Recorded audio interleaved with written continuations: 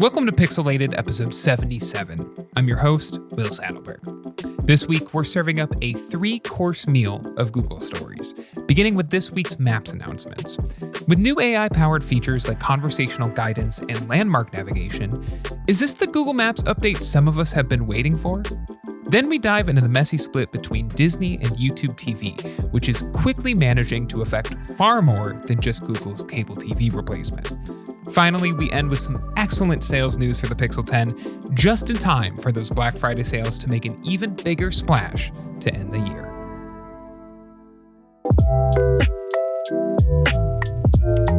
So Google Maps and Gemini getting a little bit of a conversational navigation option. Abner, I'm really interested in this because I like the idea of real world conversational style directions. Like, talk me through what this is. Talk me through how this works. This is a big example, a big application of Gemini, an actually applied application of Gemini, in that it's at the high level, it's replacing Google Assistant with something much more conversational that can take more nuanced commands that don't have to be in a specific structure. Google is bringing. In a way, this update is a bit. It's a bit hidden how big this update is because there's no real UI. It's mostly a voice-first interface with some prompts at the bottom, with some confirmation at the bottom. But this is a big voice UI that to Google is giving. It's like you have a knowledgeable friend in the passenger seat at all times. And I think this is going to be a really interesting test case of how Gemini, in its voice-only experience, really can handle all your driving commands. So my interpretation of this is that you'll get that contextual information that maybe Maps is not that great at, whereas Maps might say take the second. It won't even say something as simple as take the second right. It'll be a little bit less, I guess. So basically, this is the exact phone assistant, the phone assistant we have today, the one everybody has right now, not Gemini Live, the main phone assistant, with the added knowledge, with the added skill set of Google Maps stuff. So you can use voice. If you see something on the road, traffic incidents, you can use your voice to report it. You can ask for find restaurants along your route, specific restaurants. You can have a conversation about what kind of dishes at the restaurant, that kind of stuff. In addition to other smartphone other commands like adding stuff to your calendar, or on Android sending somebody your ETA. I mean, as I was just about to say, I think this is rolling out for iOS as well. Like, does this put Apple? I know this is kind of like a sideways thing, but does this put Apple in a strange position because their Apple Maps was gaining some sort of traction over the last few years, and this kind of puts, I mean, pun intended here, does this put Google Maps back in the driving seat across all OSs now? It's almost like you have this, like that. I feel like that contextual awareness is so much better, especially in places where you're not used to. And like you say, it is like having someone who is familiar with the area in the passenger seat. Like, I know if I went, got in the car with you and Will at the same time, and you know the area, Will, you can tell me, take a left here. It's it's a bit going to be shorter if you go this way past, I don't know, the ice cream stand or whatever it is. Like, I feel like that would be a bit, it would make you feel at ease, especially driving in places you don't know. Yeah. There's actually several announcements, AI announcements today. The other one you alluded to is how it's called landmark-based navigation, in which instead Google Maps navigation, when it speaks aloud, it'll tell you to turn at a specific gas station or restaurant that is highly visible on the road.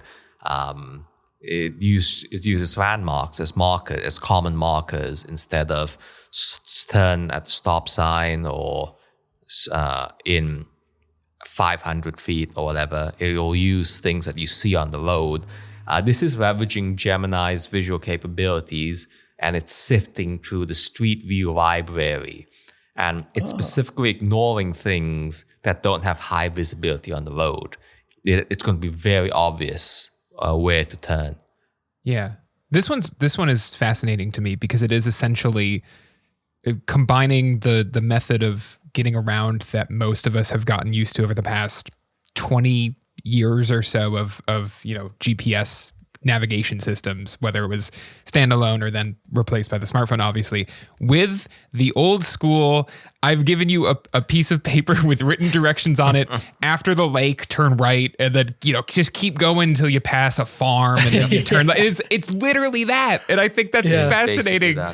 We've come full circle and combined like the advancements in technology that we've, again, like how many places do you go regularly where you're like, or maybe not regularly, but how many times have you gone somewhere and been like, I didn't even think about how I got there, and I've never been here before, and if I had to do this without my smartphone, like I'd be so lost. And it's so funny to then combine it with like the old school method of like, just keep going, man. You'll get there. Mm-hmm. Turn right after the dirt pile. I don't know. It's fascinating. I would love them to plug in Google Maps Street View with like random people that are at the side of the road. Like, when you see the guy who's drunk on the corner, like that would be amazing. I don't anticipate Google are going to do that. And that was like a bit of a question for you here, Abner, because I know that you were covering this news. Is there any indication of how they're going to keep this updated? Is it going to be a little bit of like, if they're going to use Street View, for instance, for landmarks, like what if a landmark closes? Because like, I mean, I don't know what it's like in the US right now, but in the UK, a lot of my favorite restaurants are closing down. Mm-hmm. And like, if that restaurant closes down and then the sign disappears and there's nobody there, and then when I navigate to it, it's also tapping into, so Google Maps has this 250 million businesses, place listings. Mm-hmm. And they'll also be tying it into that. So I guess they'll cross-reference. If it's closed, they'll factor that. But that's a good point, that Street View it's not updated too frequently. It's right. Yeah, that's a good point. So the other thing that was announced was how even if you don't have Google Maps open, and if you don't have Google Maps open on a common route that you take, it will send out a notification telling you if there are any road closures or anything that could derail your traffic. This, along with landmark navigation, is already rolling out. The Gemini stuff is coming soon. The Gemini navigation stuff, that's coming soon. But the features that you should see anytime now is the landmark navigation and these notifications about disruptions in common routes that you take. I do wonder how people are going to react to this, because I know you briefly said it a little bit, Will, is that like you turn left at the dirt pile. Like, are people going to like this? I personally think it's fantastic. I much prefer that old school kind of directional information that you get from a random guy on the street, and he says, hey, take the second left or whatever it is after you see the donut shop. Like, I think that works for me as opposed to turn left in 500 feet. Like, because yes, I can try and conceptualize 500 feet, but sometimes you kind of have that. Sometimes you kind of have that situation. I'm sure you guys have had this when driving, and it is stressful when you're driving in a new place. It'll say take the second left, and there might be like a mini street there that isn't really accounted for, and you're like, oh, is that a lane, or is that like a street that I can drive down, or is that one that you can walk down? Like that, I hope that this almost resolves some of those confusing aspects, especially if you're abroad, for instance, as well. Yeah, I think to me, it's the combination of everything, right? So it's not just the spoken directions. It's not just the on-screen display. It's like and it's not just these new, landmark based, turn right here. It's everything combined, right? So like, I think my favorite update to modern maps apps over the last like 5 or maybe even a little longer, I don't remember exactly when this was added, when these services got like stop sign or stoplight symbols on the maps themselves, right? Like I that was probably the like, because to your point, Damien, when you're driving, sometimes you're like, I can't tell, I don't know what 500 feet is. I can't tell if that street or that street is the right I should be taking. But if you're like, oh, I'm turning at the light, that street has a light. You can kind and same with like, oh, okay, I'm turning the road but right before the light. Again, you can kind of use that. And so I think the combination of everything here, the landmarks, the signage on your maps and the just the normal navigation guidance that we've gotten used to. Like, I think it can only help, right? Like, I don't think it can hurt beyond the occasional, and I do think it will happen, the occasional confusion of like a business closed 2 days ago and they already took the sign down, and it just hasn't, even the maps listing online hasn't been updated to say permanently closed or something. I think you'll get little bits like that, but I think it'll be few and far between. And for the most part, just because I feel like when a business closes around me, like usually Google is pretty quick to get that like listing updated, and that syncs to maps. And so yeah, I don't know. I'm curious to see how it goes. I hope this also helps with some of the, I don't know about you guys. I feel like over the last like 5 or so years, maps has gotten a little bit like less accurate in terms of like knowing specific roads, or like, oh, there's a one way near me for at least 2 or 3 years now.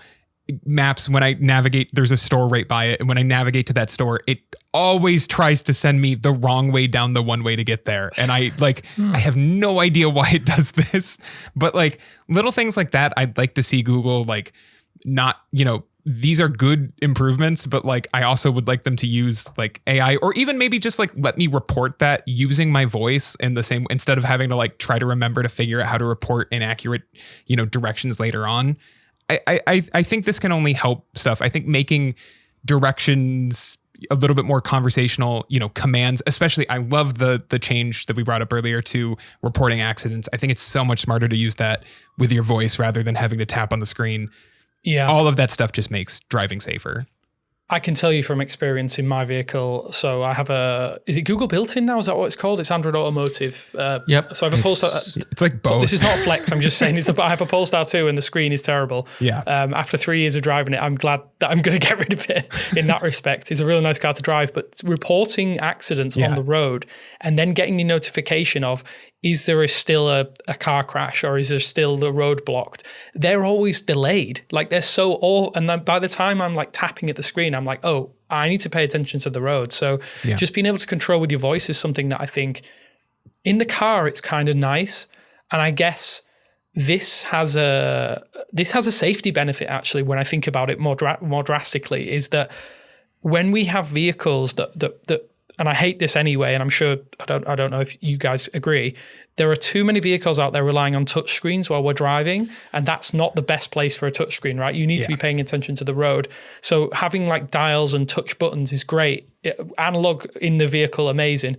But because car manufacturers want to sell their cars on the entertainment stack, it is a big touch screen. So being able to use your voice is kind of good. So this feels like the most obvious way for Google to do that. Whether they've done this on purpose, which I assume they have, it's an inadvertent benefit for anyone who uses Android-based navigation and Google Maps-based navigation. So I'll give them a big pat on the back for that one. I think that's a really nice thing to do for safety purposes. But like, do we anticipate there's going to be people who push back against this? I feel like I'm going to like it, but some people might like the traditional, the traditional Google Maps element of turn right in 500 yards, turn left in 700 yards. Like, I feel like there's going to be purists, as it were. So Google, when announcing this stuff, they did some user testing, and they think that this is significantly more helpful, and that people they've tested it like it much more. You can't really turn this off. You can only turn off the general voice, voice prompts. So this is the default behavior going forward. But yeah, the one thing you mentioned about Android Automotive, Google built in. Google announced that Polestar 4, a much newer version of your car, is going to be using its camera to provide live lane guidance. So modern cars, they're basically smartphones on wheels. They have cameras, they can see, they have LiDAR, etc. And this is something that people are pretty interested in. The idea that I love that. Yeah, I love that idea. I mean, imagine it's like that at in LA where like I don't know. I know the driving's bad, and you can probably tell me from experience, Abner, that it's kind of like the huge highways and you don't know what lane you're in. I only grown up on small British roads where we have like 2 or 3 lanes and that's about it. Like if we get a 4-lane highway, that's insanely big. So to know what lane you need to be in to say take a certain exit that's the dream to me. If the car can take control of that or tell me, then that's amazing. And it prompts you if you're on the if you haven't turned yet. Yeah. I 100% need that. I 100% need that kind of direction, because otherwise I will get stuck and drive 50 miles out of the way to come back on myself. So the final Google Maps announcement is, so Google Maps has Lens in it. It has its own instance of Lens. It has for quite a while in the top right corner of the search bar. So Google is adding Gemini to that, so you can have a full conversation with Lens about like what kind of restaurant this is, what the vibe is, etc., etc. This is specific to the version of Lens in Google Maps, which I find interesting. The general one, Lens is in Google Maps has this live view feature from Google Maps that shows you interesting place marks, places that are around you, etc. That's different from the main one, but it's kind of interesting that Google is doubling down on a map-specific version of Lens. Have either of you used that? I've used once live or twice. Yeah, once or twice, but I don't think I've common. ever. I'm not a heavy Lens user to be in like general. To be perfectly honest, like it's not something I've ever sprung from my phone for. The live view is the thing that gives you walking directions. Right. You can pan your camera around. I do use it when I go to new places, but it's not even that. It's not a big thing for me. I'm usually fine with the 2D walking navigation directions too. This feels targeted to take down apps like, maybe not take down, but certainly to combat apps like Yelp. Like this feels very, don't even bother launching Yelp to look up, because Yelp has all of this information for a restaurant. Mm-hmm. It's like, don't even bother opening Yelp, just pull out Maps, and Maps will tell you the information just by pointing your camera at it. And like, I can see that being a selling point if they can make it obvious enough that you can do this with Lens and Maps. Mm-hmm. So you say this is rolling out right now. I am going on vacation to Japan for 2 weeks in just over a week's time. I am going to give this a whirl and get back to you on my experiences with it, because I know for a fact I'll be using Maps for translations and also getting reviews. I know that in Japan, Google Maps for reviews is not as popular, but hopefully this arrives on multiple devices. Any device it gets it on, I'm going to test it with. So I will report back on how this live view works for like recommendations and getting information and stuff, because just seeing the UI, it looks like a really good usage of it. It just depends on how I navigate the world. How willing in a few weeks' to time. talk to your phone. Yeah, maybe that might look a bit ridiculous, but even then, I think a lot of the things we do in this job can be seen as ridiculous from the outside looking in. But yeah, that's rolling. So that's rolling out right now, as of us speaking. The Lens, the two features rolling out: the landmark navigation and the notifications. Disruption notifications on Android. The other stuff is still coming soon, unfortunately, but it should be soon. Yeah. Well, they say that about Gemini and Android Auto too. Yeah, true. Don't get me started on that. I will cry about that. All those Gemini features coming to the Android and iOS app are coming to Android Auto via that Gemini update. And this coincided with a little bit of news that you broke over the weekend, Abner, that there is some new gradient redesigned logos. Tell me about them, because I think they look gorgeous, to be quite honest with you. They're a bit more abstract, but I kind of like them. Gradient icons are in. It started with the Google G for search. Then it came to Gemini, the Gemini Spark. Home just got it. And over the weekend, we saw that 2 new icons are next, Google Photos and Google Maps. To get Google Maps out of the way first, it is the same pin icon as we have at the moment, but it's a bit more modernized. There are no partitions, it's just a gradient. It looks it's a nicer of the two. It looks very abstract, I think you were saying. Yeah, a little bit. It reminds me a bit of the globe. I don't know why. That sounds ridiculous. But it's just the way the colours have like blended. It does look like a bit a globey, if that makes sense. But I don't know. I'm not a flat earther, obviously, because I'm a globe guy. So. But yeah, new icons. And the other one is photos, which is basically the same pinwheel, but with a gradient effect. I wish they'd bring back the old one, personally. I love the old one. I miss the old Google Maps one that was full screen before the current pin. That was a very gorgeous icon. It took up the entire... I guess to the credit of these designs. It is... The old one was a bit harder to describe. It was a full map, but it took advantage of the full circle. It like went edge to edge versus like putting things on a white background, which is... our current faith. It is the new norm. We'll see if... I mean, the Google Home one is fine. I like it. It looks modern. It definitely looks modern. But the Photos one, it looks a bit... whatever. But the Maps kind of just looks like they added a bloom effect to the middle of it, to be honest with you. You know what I mean? Yeah, like, it kind of looks transparent in the middle. A little bit. Of the Google Photos one. It's the Maps one is much more of like, we started fresh, right? And this one, it looks like they opened the PNG file in Photoshop and messed around with it for 15 minutes. We're like calling it a day. Yeah. But yeah, these icons aren't out yet, but we expect them to be pretty soon. And that is the direction Google is going. Yeah. I don't know why they don't just blanket do it in one go, but it kind of is what it is. I feel like we all expected it to happen, but can you imagine I'm sure there may be some one day you wake up to all the icons on your phone being different? I'd love that. That'd be amazing.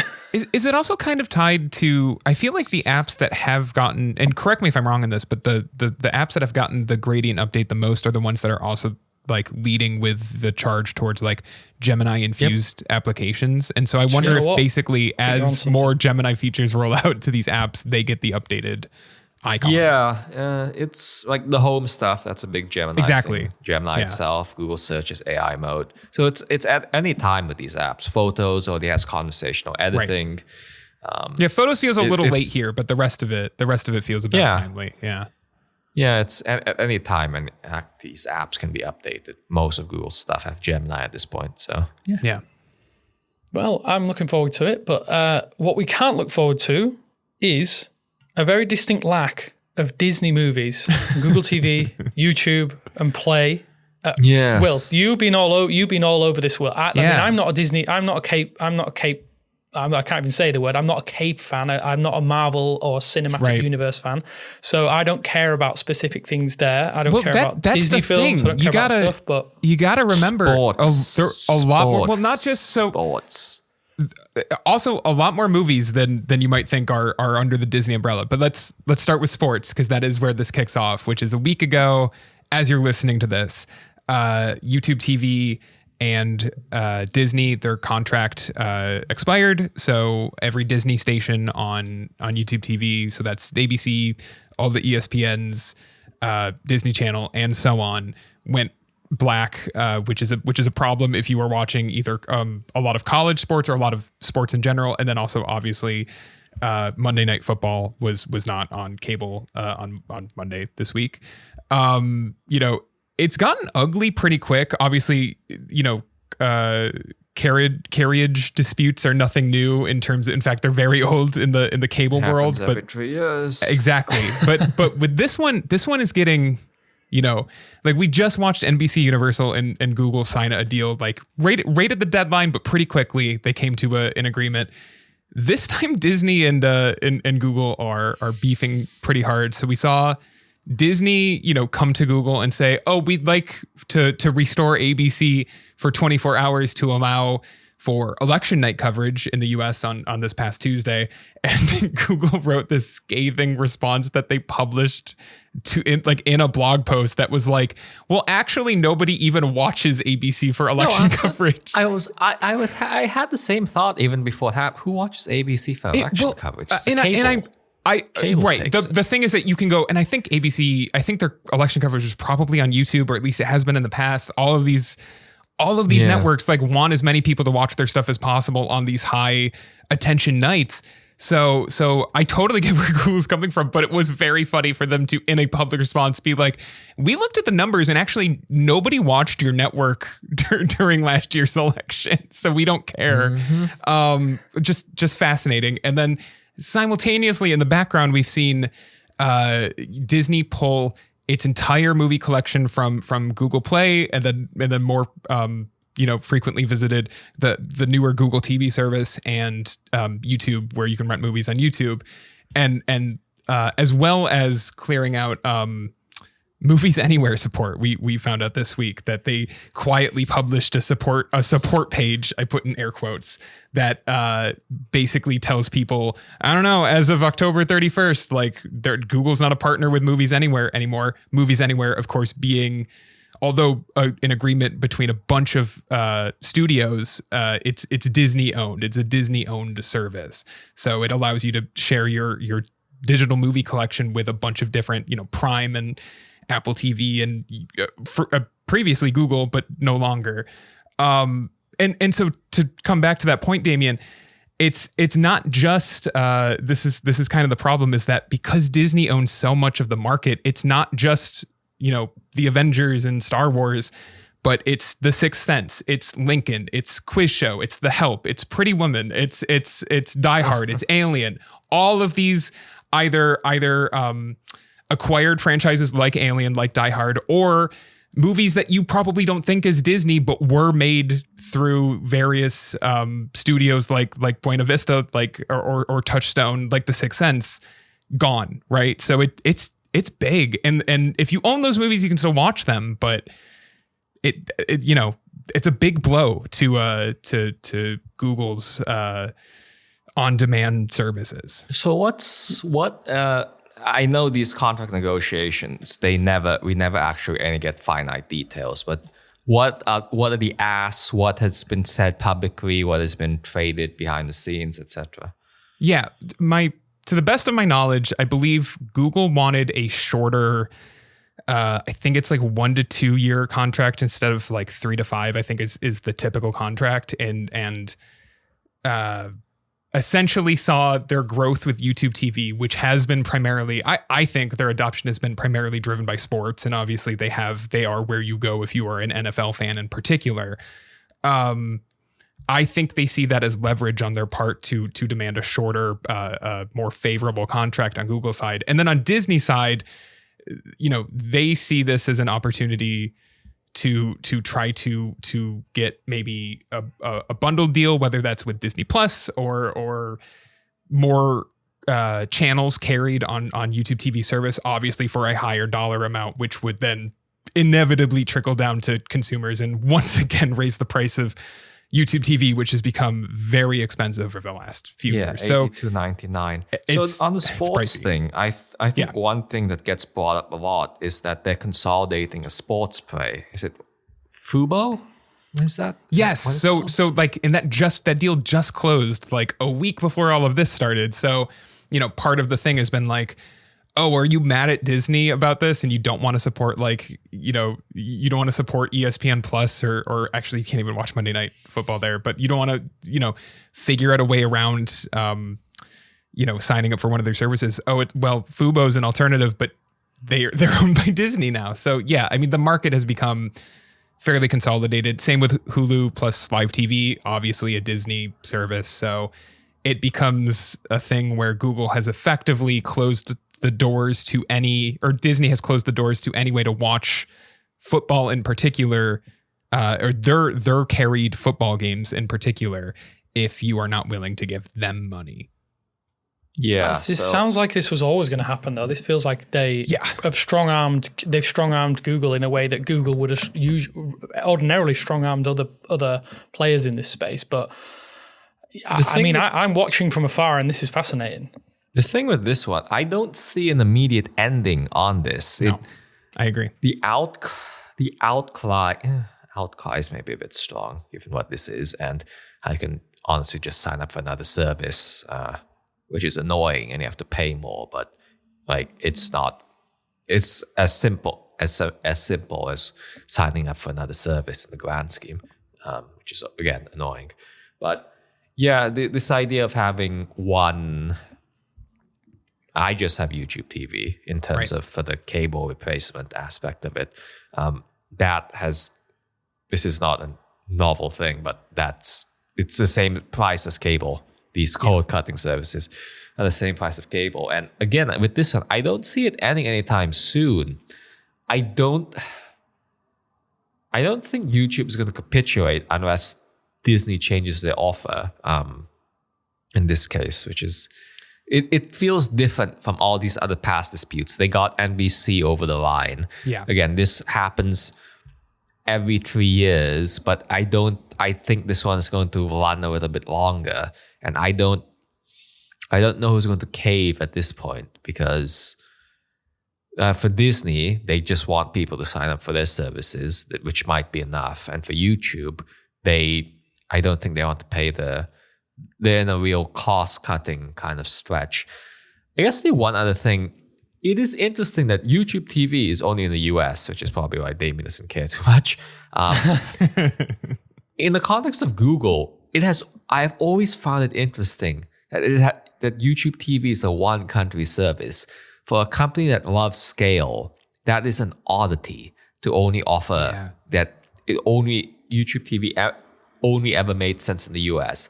Maybe they could bring it to Canada as a close neighbor kind of thing, but there's never been talk of expanding YouTube TV globally or anything like that. So this is a very US thing. I wonder if that is because the unraveling of this situation if this was every single nation where they had these deals signed, I feel like they probably had a difficulty breaking into specific markets. Like in here in the UK, Sky is huge. Like that is the TV service that everybody uses, like satellite TV, but now mostly through the internet, which is effectively replicating what YouTube does, but through a set-top box under your television. I feel like if Google had have done that with YouTube everywhere, I think they probably would have had so many difficulties like this on a scale unprecedented, because I don't know. I just feel like it'd be so difficult to get all these deals signed exclusively so that it doesn't break other deals that these companies have, and then the broadcast rights for specific sports. Possibly not. Yeah, I mean, logically it would make sense, like to have one consolidated service, but we've seen that with everything we do. There's always Google Maps to rule them all. It may be the market leader, but we end up with like 5 different mapping services, and I guess that's what the free market dictates, that we have to have multiples of rather than one standard. But it's a shame. It's a shame to hear this. It's a shame to hear that people who have put money into YouTube TV and expected it to be this service that provides them with access to everything in almost one ticket. It breaks down, and you end up. I feel like maybe Netflix helped propagate this by everybody was like, do you know what? Netflix is making too much money of us. We're going to make our own service. So I feel like Disney Plus will be that big Trojan horse for everything. Yeah, it's to speculative fiction something. If Disney and Apple ever merge, the thing I've always found interesting is what if, Disney Plus is a fine. In terms of this technical infrastructure, it's fine. It's an okay app. It's Hulu. I don't like the Hulu app, but I always wondered what would happen if in some merger or some partnership, if Apple ends up being the one to handle the streaming UI for all of Disney's content. That would be the regulatory would be very much painful for everybody involved. But I always wonder what if those two companies ever merge. And there has been, in the Steve Jobs, Bob Iger era, there have been 1 or 2 rumblings of that happening. But that company would be an absolute behemoth. Oh, yeah. Technology and content. One of the most popular consumer electronic companies with a vast media library. And can you imagine Apple owning Disneyland?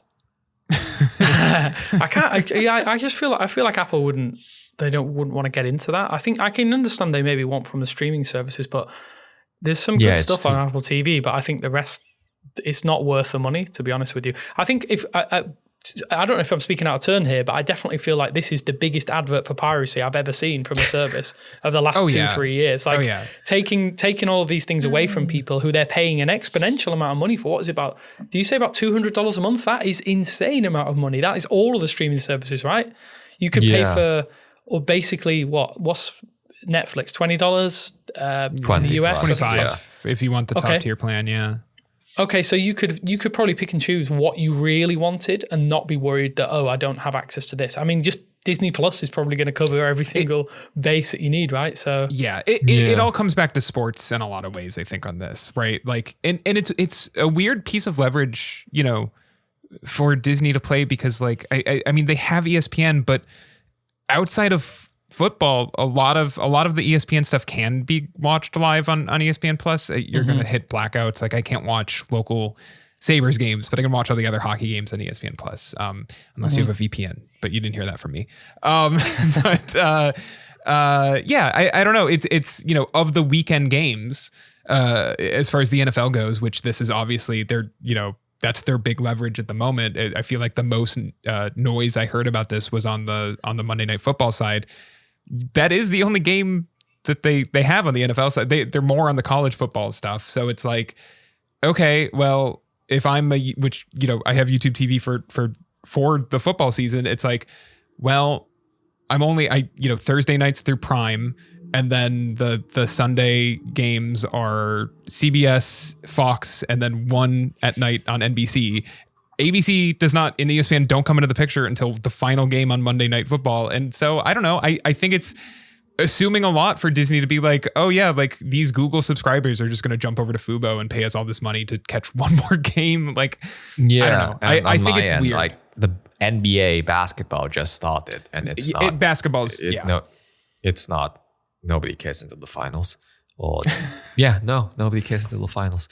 So it's we're like 9 games into the season, so it's whatever. Well, I mean, it's easier to treat NFL games like every NFL game more like an event, just because there are significantly fewer of them than there are of hockey or basketball or so. Like, this is the one sport where it's like, are you an NFL fan? Your team plays, like, not counting the playoffs, 17 games a year, not 17 games a month, 17 games a year. So I'm. Again, baseball just ended, go Dodgers. Yeah. And I am on to basketball. Basketball is the only thing on that I care about sports-wise. So I am feeling it, but not enough to, like, it's the start of the season. Yeah. So, again, I don't see this ending anytime soon. So I was about to ask that. Do you think that this is going to be one thing that's dragged out? Because it's not a good look for anyone involved. I think it probably makes, if I'm being honest, I think it probably makes YouTube look worse than it does Disney. No, I see that.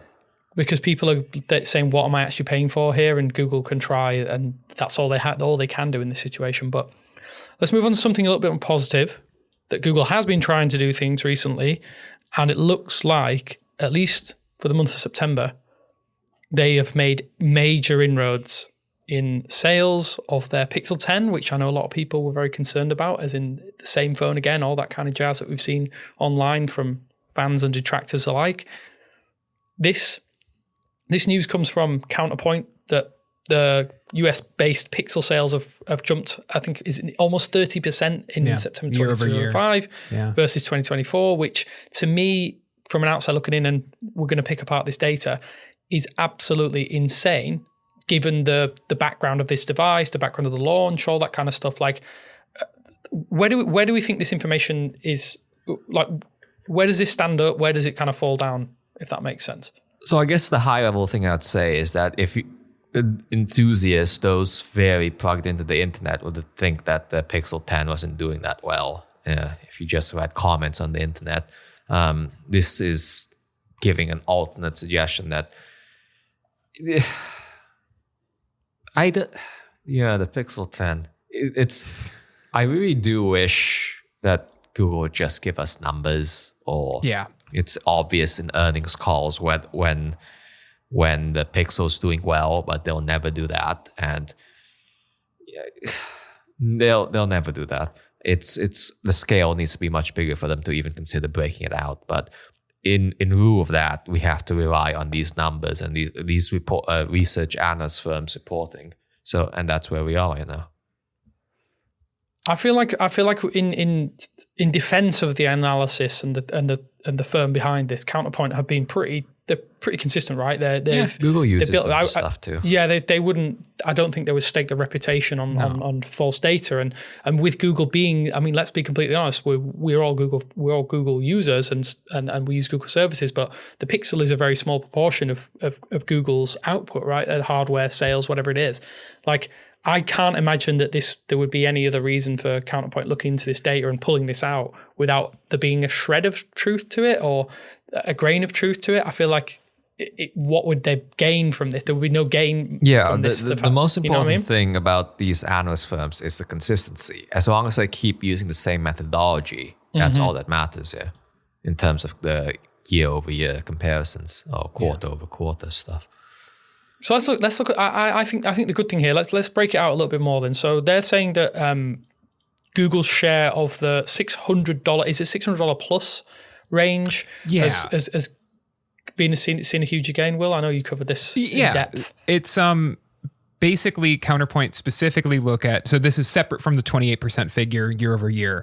Counterpoint looked at the $600 plus range, which they call the premium range of smartphones, which. I feel like that $600 number should probably be more like 800. Yeah, it feels a little low these days, but we'll run with it. I guess there's not a ton of devices in the $600 to $800 range anyway, so we'll go. But basically, 600 plus. They broke it down by carrier, so effectively, T-Mobile and Verizon were the big ones, right? So it's basically. Comparing it to 3 years ago, which is right before September 2022 is right before the launch of the Pixel 7. So perhaps a little unfair, apples to oranges rather than being right after the launch of new hardware. But T-Mobile and Verizon both basically went from their amount of $600 plus phones being Pixels at like 0.0 or 0.1%, right? Like essentially a rounding error in terms of this space, up to roughly 7% for both carriers. AT&T still significantly lower at 2.3%, but it's clear that T-Mobile and Verizon stores are moving Pixels in a way that like it's not, it's Apple dominates this space. Samsung is also in here. But if you look at these figures, I mean, the chart I use in the article is the T-Mobile figures, but you're looking at, Samsung's down to 12% of the space at T-Mobile and Google's up to 7%. That's not that big of a difference. Like for every, essentially for every 2 Samsung phones sold, they're selling a Pixel, or every 2 Galaxy S devices, they're selling a Pixel. That's pretty impressive.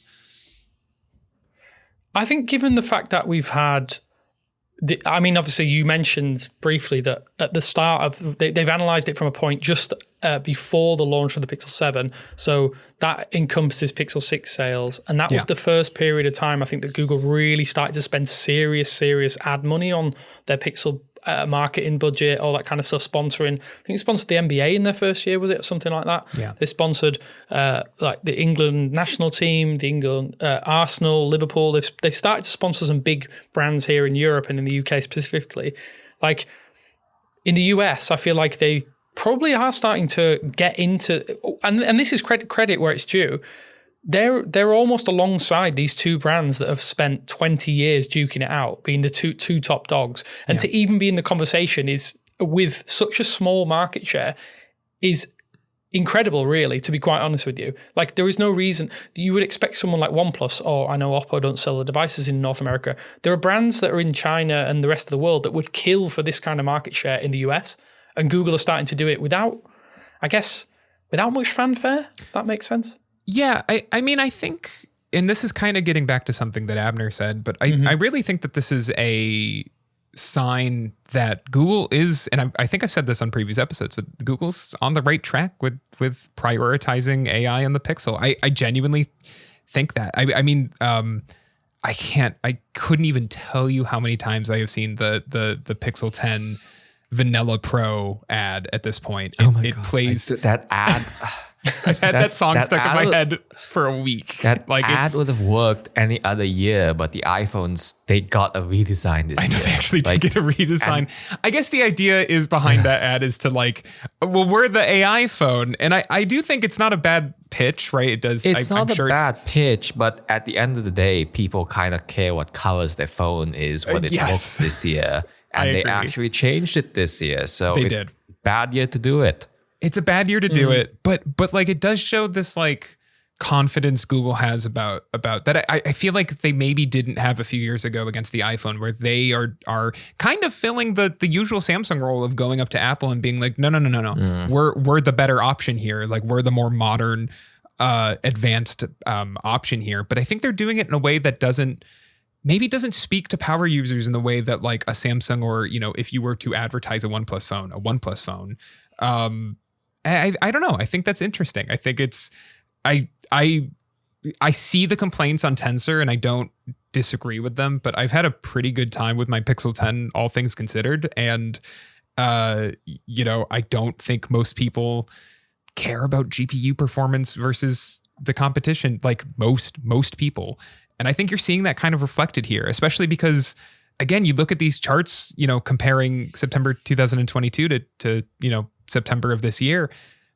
The chunk that Google seems to be taking out of in this premium space is Samsung. So like clearly Google is speaking to a consumer base that perhaps was, riding on Samsung for years, mostly through momentum, and maybe are seeking out the device they've seen advertised on TV because Google has stepped up their advertising game like that. I mean, playing devil's advocate for a little bit, I wonder if the fact that Google was such a small player in the space for such a long time, and now they've put this huge marketing effort into it. Yeah. Most people going into a carrier store, and I believe that's the way most people still buy smartphones in the US, right? And they get them on plan.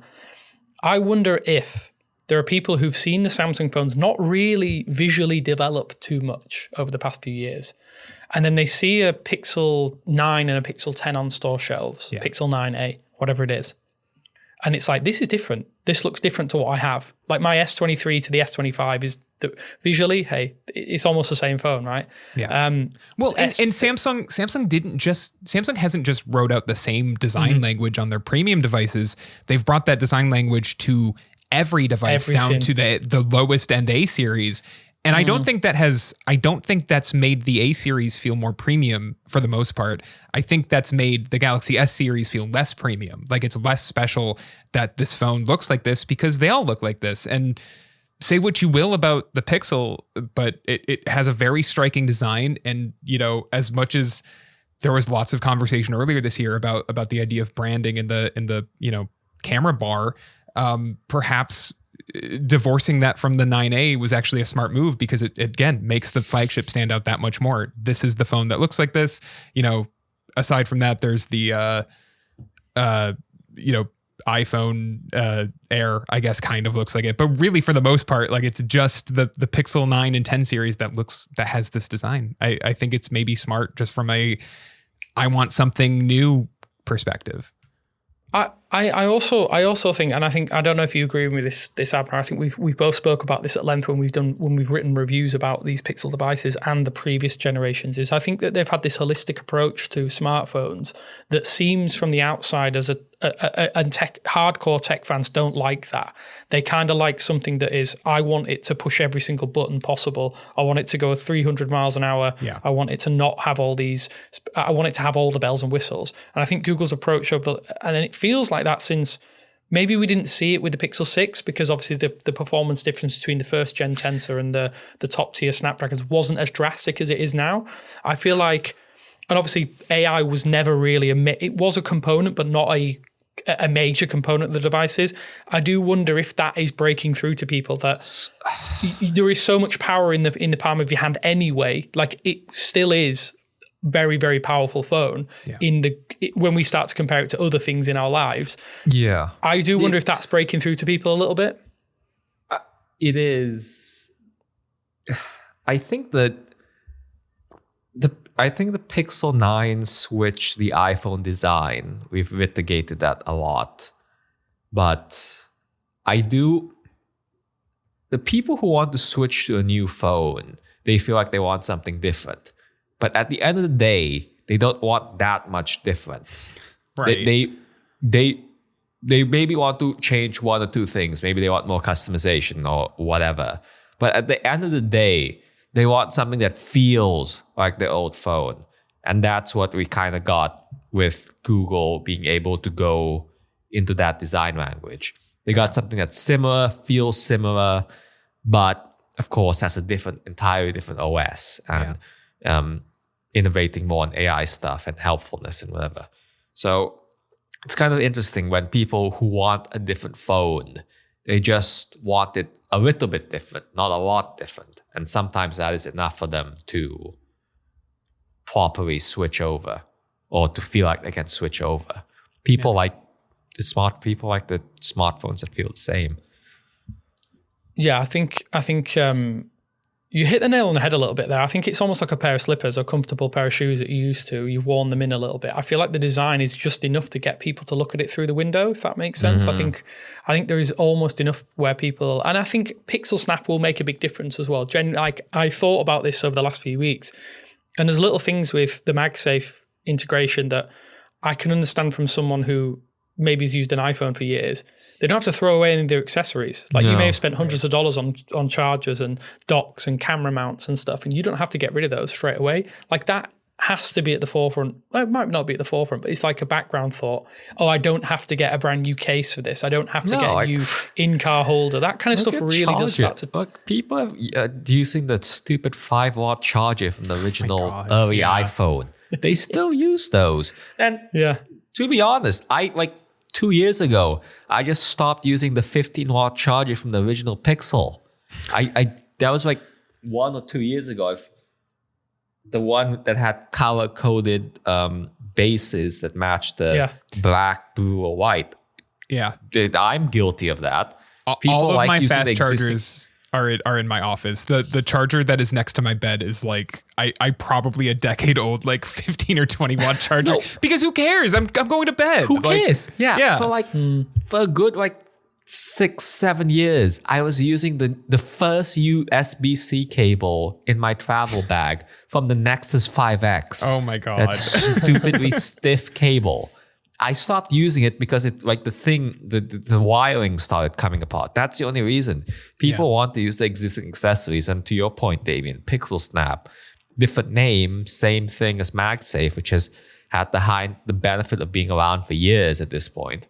That's enough to get people to switch over. And I think, speaking in retrospect, there was a loss of, we kind of decried Google moving from, again, I love the 8, but Google then moved to the 9 design language, the iPhone design language.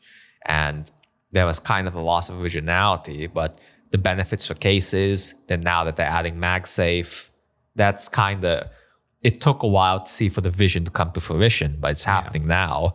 And if these in any way play the part in the numbers we're now seeing, that to Google's benefit, they made the right calls. Yeah. One final word I want to say about that, though, is that these sales figures are pre-discount.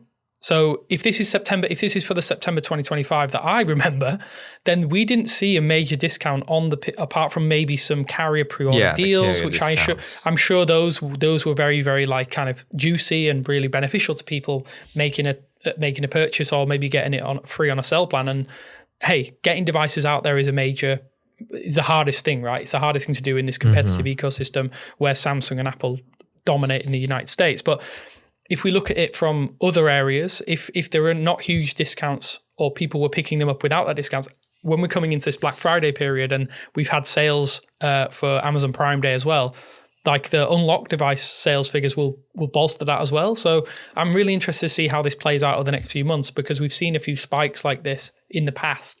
But it looks good. I'm interested to see how it's panned out the rest of the world, because we've had more markets kind of opened up for Pixel sales. And most people tend to be very, very happy when you speak to them. There are a subset of people who don't like Pixel devices after using them, but for the most part, the people that I speak to really love the experience. I think Material 3 Expressive is another compelling reason for a lot of people to look at this from other as we're seeing other manufacturers go down that liquid glass route, Google's just kind of, we're going to stay in our lane, we're going to do our thing our way. And in some ways, I'm glad it's paying off for them, because it means that the competition is going to be more rife across the globe. Because, yeah, it's great to see another Android OEM out there doing good things other than Samsung. Yeah, well said. So I'm guessing we'll see more fallout of this in the next few weeks. Hopefully we'll get Counterpoint will be producing more information. But yeah, some good, some bad, and a little bit indifferent for Google this month. But ending on a high with their smartphone lineups is good for us to talk about, right? We're here, we're pixelated, we talk Pixel most of the time. So seeing some good news after maybe some kind of worries ahead of time is nice. So yeah, I just want to say thanks, guys, for joining me. It's always good to talk to you. It's been a little bit of a longer one than usual. We've really got into the weeds a bit. And you get me going on those studio deals. I just can't shut up. Well, maybe we'll have more to talk about that in the next few weeks if Google manages to pull a rabbit out of a hat and resolve that situation. But yeah, thanks, guys, for listening. Hopefully you've enjoyed this one. Remember to leave likes, reviews, share it with your friends out there who are into Pixel, especially all those new people in the US who've picked up a device. They are our new audience. So you get them on board, get them listening to us, and we'll hopefully get some feedback from them as well. But thanks for joining us, and I'll speak to you soon. Bye. Bye. Thanks for listening to Pixelated, a 9 to 5 Google podcast. If you enjoyed the show, we ask that you rate and review it on the podcast platform of your choice and help spread the word by sharing the show with friends or on social media.